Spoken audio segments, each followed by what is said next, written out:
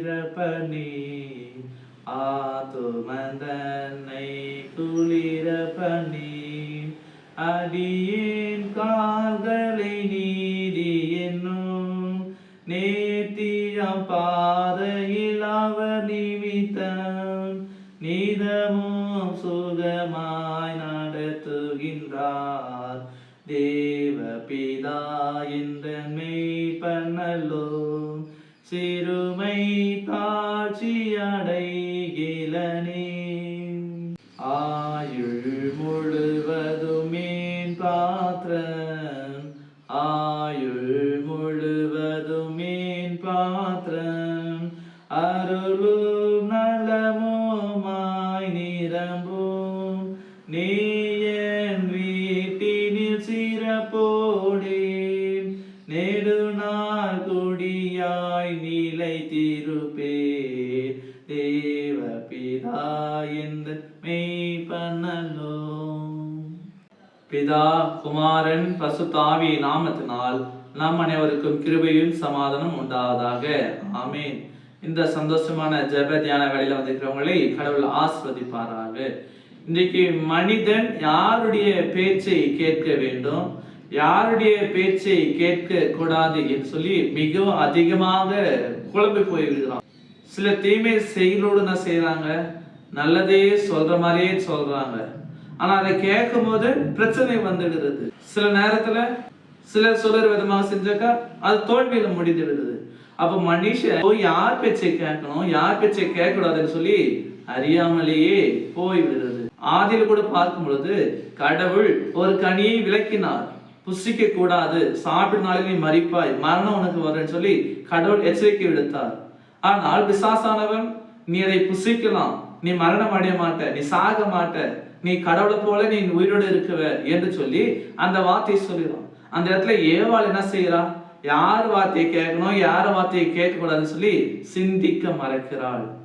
அந்த நேரத்துல கடவுள் சொல்ல வார்த்தையை விட்டுட்டு பிசாசானவன் சொன்ன அந்த வார்த்தைக்கு கீழ்படுகிறாள்.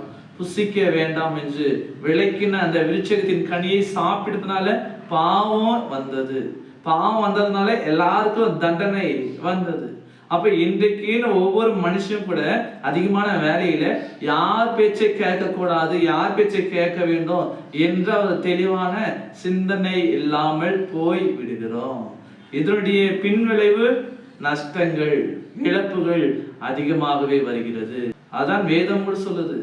1 தீமோத்தேயு 4:1 இப்படியாக சொல்கிறது, ஆவியானவர் திட்டமாய் சொல்லுகிறபடி தங்கள் மனசாட்சியில் சூடுண்ட பொய்யரின் மாயத்தினாலே வஞ்சிக்கிற ஆவிகளுக்கும் பேய்களுக்கும் உபதேசங்களுக்கும் சிலர் செவி கொடுத்து கடைசி காலங்களில் விசுவாசத்தை விட்டு விலகி போவார்கள்.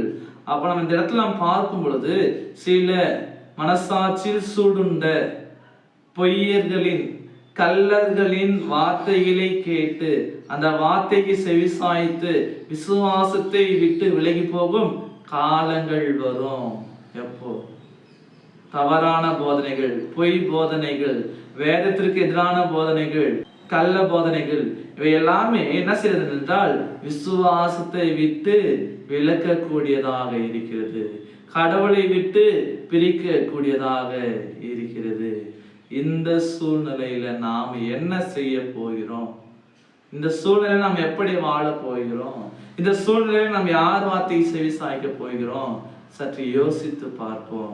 பரிசுத்த ஆவியானவர் திட்டமாய் சொல்லுகிறார் வசனத்துல, பொய்யரின் கள்ளர்களின் மாய்மாலக்காரரின் வார்த்தைகளை கேட்டு விசுவாசத்தை விட்டு விலகி போகும் காலங்கள் வரும். தெளிவாக நமக்கு சொல்கிறது. நாம் என்ன செய்ய போகிறோம்? ஆம் எனக்கு அன்பாளி, பிசாசின் வார்த்தைகளை அல்ல, பொய்யரின் வார்த்தைகளை அல்ல, மாயைக்காரின் வார்த்தைகளை அல்ல, கள்ள போதனைகளை அல்ல, வேதத்தை நாம வாசிப்போம், வேதத்தை நாம தியானிப்போம், தூய ஆவியானவர் நமக்கு வெளிப்படுத்துகிற அந்த சத்தியத்துல நாம நடப்போம். அப்படியானால் நாம் யாருடைய வார்த்தைக்கு செவி சாய்க்க வேண்டும் என்றால் இயேசு ஆண்டவரின் வார்த்தைக்கு நாம் செவி சாய்க்க வேண்டும். இயேசுடைய வார்த்தை, இந்த வார்த்தையை நாம தியானிப்போம், இந்த வார்த்தையில நாம் நிலைத்திருப்போம். நாம் வேதத்தை தியானித்து கடவுளுடைய சமூகத்தில் நாம் முழங்கால் படிட்டு நம்ம ஜெபிக்கும் பொழுது கடவுள் நமக்கு வெளிப்படுத்துவார்.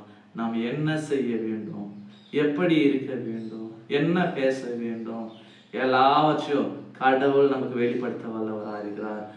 அதுதான் வேதம் சொல்கிறது. 1 தீமோத்தேயு 4:5 சொல்கிறது, தேவ வசனத்தினாலும் ஜெபத்தினாலும் அது பரிசுத்தமாக்கப்படுகிறது.